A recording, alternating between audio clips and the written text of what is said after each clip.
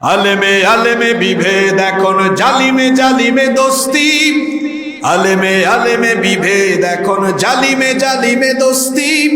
পথের ঠিকানা জানা নেই কারো, কে কোথায় পাবে স্বস্তি, কে কোথায় পাবে স্বস্তি।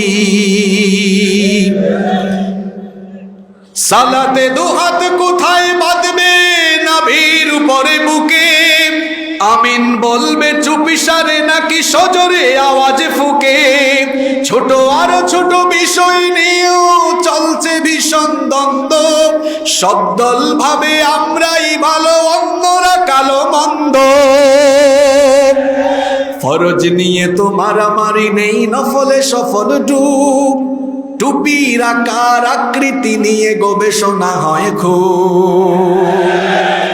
আমাদের দেশে মানুষ টুপি দিয়ে দল ভাগ করে ফেলেছে। দুর্যোগপূর্ণ আবহাওয়া, আমি তো নাম নিতে পারবো না, আমি নিচে নামতে পারবো না, আপনাদেরকে বুঝে নিতে হবে। ফরজ নিয়ে তো মারামারি নেই, নফলে সফল ডুব, টুপির আকার আকৃতি নিয়ে গবেষণা হয় খুব। এই সুযোগে আমরা দেখো হাকিয়ে বেড়ায় হস্তি, জালিমে জালিমে দোস্তি। আলেমে আলেমে বিভেদ এখন জালিমে জালিমে দোস্তি। পথের ঠিকানা জানা নেই কারো, কে কোথায় পাবে স্বস্তি, কে কোথায় পাবে স্বস্তি। খেতির নেশায় আলেমের মন ব্যস্ত, ভীষণ ব্যস্ত। এই সমাজের সব কাজে তাই জালিমের হাতে ন্যস্ত। কেউ কেউ আছেন তার ফলোয়ার বাড়ানোর ধান্দায়, কেউ আছেন তার নিজস্ব ফ্যান ফলোয়ার বাড়ানোর ধান্দায়, সুবিধাবাদী পজিশনে আছে না নাই? খেতির নেশায় আলেমের মন ব্যস্ত, ভীষণ ব্যস্ত। এই সমাজের সব কাজ তাই জালিমের হাতে ন্যস্ত।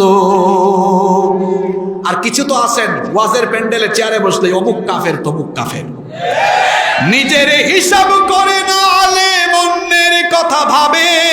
বিরোধকারীরা জান্নাতে নাকি জাহান্নামে যাবে। কাফের ফাসিক লক্ষ ফতোয়া পকেটেই আছে জমা, আল্লাহর কাছে ছাড় আছে তবু তার কাছে নাই ক্ষমা। হেরার চেরাগে চিনতে পারেনি এখনো আপন পর, হেরার চেরাগে চিনতে পারেনি এখনো আপন পর।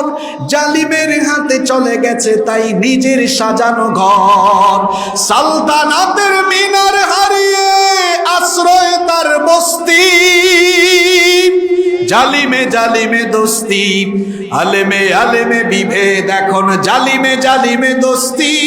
পথের ঠিকানা জানা নেই কারো, কে কোথায় পাবে স্বস্তি, কে কোথায় পাবে স্বস্তি। ঠিক কিনা? যদি আলেমে আলেমে এই রেষারেষি, আলেমে আলেমে দ্বন্দ্ব সংঘাত বন্ধ হয়ে গিয়ে যদি আলেমে আলেমের সম্পর্ক বেড়ে যায়, এদেশের মুসলমানরা আলেমদেরকে মাথার তাজ বানিয়ে রাখবে।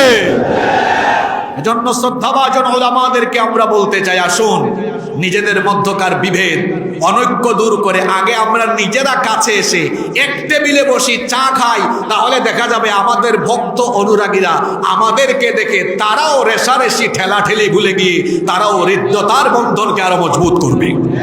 আল্লাহ বুঝার তৌফিক দান করেন।